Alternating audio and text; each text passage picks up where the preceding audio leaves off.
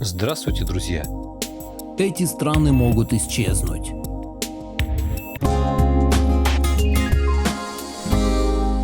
Благодарю всех, кто подписался на мой канал и смотрит мои видео. Ссылка на статью в описании. Автор Борода.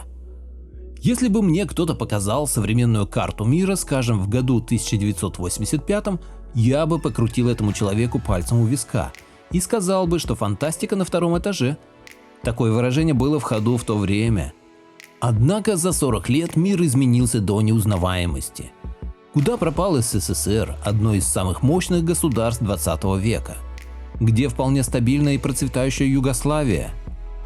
Так что по аналогии можно предположить, в будущем будет так же. Карта мира через 50 лет сегодня смотрится как полнейшая фантастика. Так какие же нас ждут изменения в ближайшее время? Климатические жертвы. В эту группу входят страны, которые станут жертвами глобальных климатических изменений, которые, судя по всему, неизбежны. Мальдивы. Эти острова могут полностью уйти под воду. Глобальное потепление является причиной повышения уровня Мирового океана, а это очень плохая новость для Мальдивских островов, поскольку они являются самой низко расположенной страной в мире. 10 лет назад комиссия ООН вынесла свой вердикт. Если вода в океане будет подниматься так же, как и сейчас, то к середине века половина страны уйдет под воду.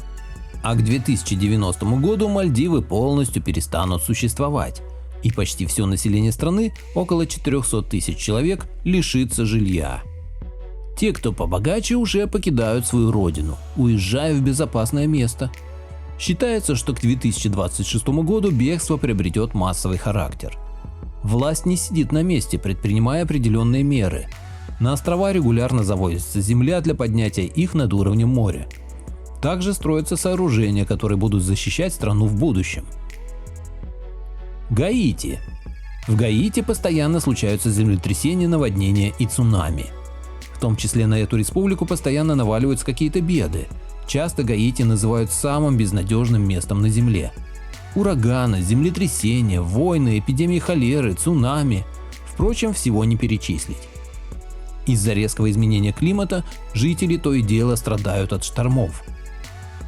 Поэтому существует вероятность, что Гаити перестанет существовать и попросту будет аннексировано соседними государствами, к примеру, Доминиканской республикой, страной с куда более устойчивой экономикой. Нидерланды. Экономика и политика развиты хорошо, а проблема у них та же, что и у Мальдив. Больше половины страны находится ниже уровня моря. Со времен Римской империи жители борются за эту страну. Они постоянно воюют, но не между собой, а с природой. Но она продолжает брать вверх. Страна опускается все ниже и ниже. Считается, что в течение 50 лет крупномасштабного катаклизма этому государству попросту не пережить. Однако страна намного более мощная, чем Мальдивы, и у нее намного больше шансов, чем у островного государства, решить свои проблемы техническими методами. Тем более, что прогресс не стоит на месте, и возможно в будущем что-то будет придумано. Политические жертвы. Если побороть климатические проблемы все же возможно при определенной доле упорства и достаточном количестве финансовых средств, то с политикой все намного сложнее. И из-за этого неизбежней. Политические проблемы преследуют как раз те страны, у которых нет ни упорства, ни достаточных финансов, ни должного ума у элиты, в конце концов. Конечно, все это может появиться, но учитывая, что проблемы этих стран накапливались не один год, в это верится с трудом. Украина. Это последняя недоимперия Европы. Сшитую из нескольких малосовместимых частей страну разрывают на части противоречия. Что касается элиты страны, то она последние 30 лет только тем и занималась, что разворовывала некогда богатейшую республику Советского Союза. В последнее время население страны дало ясно понять, что оно не намерено мириться с таким положением вещей. На последних выборах была проведена попытка резко сменить управляющую элиту. Думается, современной украинской элите дан последний шанс. И если она не начнет резко менять жизнь населения к лучшему или хотя бы не остановит падение, то дальше население будет искать другие методы решения своих проблем. Тем более, что рецепт показал Крым и Донбасс. И в случае продолжения деградации и другие регионы, скорее всего, последуют их примеру. В то, что на Украине что-то начнет меняться в лучшую сторону, в это верится с трудом. Тем более, по мнению многих политологов, страна свою точку невозврата уже прошла, так что распад страны, судя по всему, неизбежен. Как будет распадаться Украина, сейчас не скажет никто. Остается только надеяться, что она это проделает мирно. Однако нельзя сбрасывать со счетов и внешний фактор. Соседние страны постараются забрать те территории, которые они считают своими. Но возможно, там появится еще несколько независимых государств. Молдавия. У этой страны также очень мало шансов сохраниться на картах. Экономические проблемы, скорее всего, приведут к тому, что она объединится с Румынией. Правда, при этом Приднестровье и Гагаузия, скорее всего, присоединятся к России. Особенно это легко будет сделать, когда процесс распада Украины будет запущен. Италия. В этом или следующем году, по мнению экономистов, мир ждет сильнейший экономический кризис. В это время во всех странах будет происходить процесс резкого падения доходов населения. И вот тогда экономически сильные регионы вспомнят, что они кормят слабые. Таким образом начнутся центробежные процессы. Этот процесс давно идет в туне. Сильный север не хочет кормить слабый юг. Сейчас эти идеи сдерживаются, но когда придут смутные времена, север отделится, а затем от юга уйдут Сицилия и Сардиния. Великобритания. Факт распада этой некогда великой страны можно считать уже решенным. С Брекситом категорически не согласна Шотландия. Эта территория хочет оставаться в ЕС и не хочет уходить вместе с Англией. Правда, в какие сроки будет оформлен развод, пока непонятно. Нужно будет еще назначить референдум, потом его провести, ну и собственно окончательно оформить процесс отделения Шотландии от Великобритании. Зная медлительность англичан, можно посчитать, что на все это уйдет не менее 5 лет. В следующие 5 лет вслед за Шотландией, используя ее выход как прецедент, выйдет Северная Ирландия и, возможно, Уэльс. Таким образом, на Британских островах станет 2 или даже 3 новых государства. Испания. Скорее всего, страна под названием Испания все же сохранится, но она потеряет ряд областей, на которых появятся новые независимые государства. Все процедуры по выходу из состава Испании уже провела Каталония. Правда, она оказалась не готова воевать за свою независимость. То есть, как только в Испании, экономика которой и так не в лучшем состоянии, проблема усилится, и Мадрид будет не в состоянии удерживать Барселону силой, она уйдет. То же самое, скорее всего, произойдет и в Басконии. Страна басков также уйдет при первой возможности.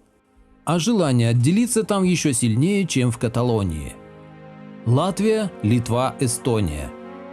3 прибалтийских тигра живут только благодаря дотациям из ЕС. В случае глобального экономического кризиса лавочка, скорее всего, закроется, и страны не смогут содержать сами себя. В этом случае велика вероятность, что Литва присоединится к Польше, возрождая Речь Посполитую. А 2 других тигра, скорее всего, постараются как-то присоединиться к России. Правда, скорее всего, это будет сделано в варианте экономического союза, но не исключено и полное вхождение Прибалтики в состав РФ. Но тут много вариантов. Польше еще нужно будет Галицию переварить, так что взять еще одних нахлебников им, возможно, будет тяжело.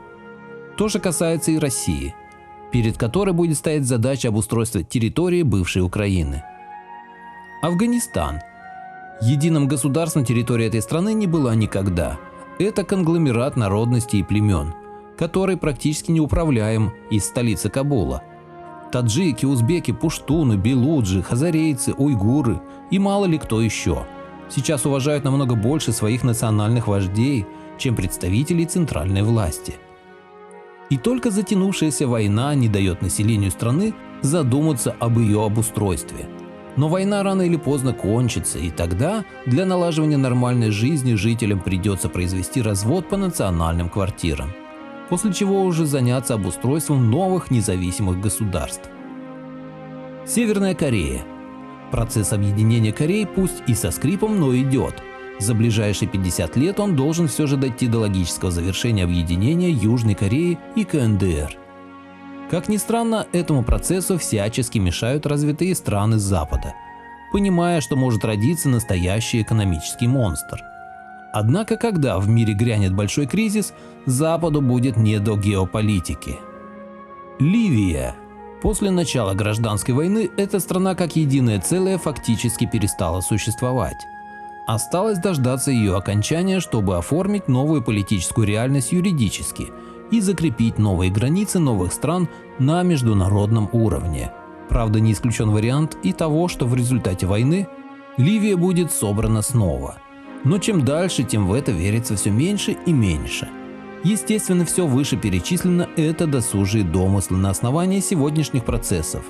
Но будущий экономический кризис может внести в них существенные изменения. Кризис, как говорят экономисты, затронет все страны без исключения. И тут теоретически возможен и распад США на отдельные штаты, и распад России по национальному принципу. Но так как сегодня к этому предпосылок нет, эти страны не вошли в список. Что касается климата и геологии, то тут наука постоянно делает открытия, и многие из них не очень приятны для некоторых стран. Так пока не ясно, что происходит с японскими островами.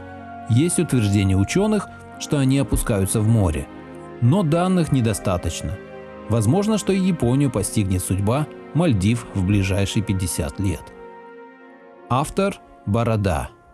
Поделитесь моим видео в соцсетях с родными, друзьями и знакомыми. Люди имеют право знать все точки зрения. Всем спасибо за внимание. Буду рад вас видеть на своем канале снова.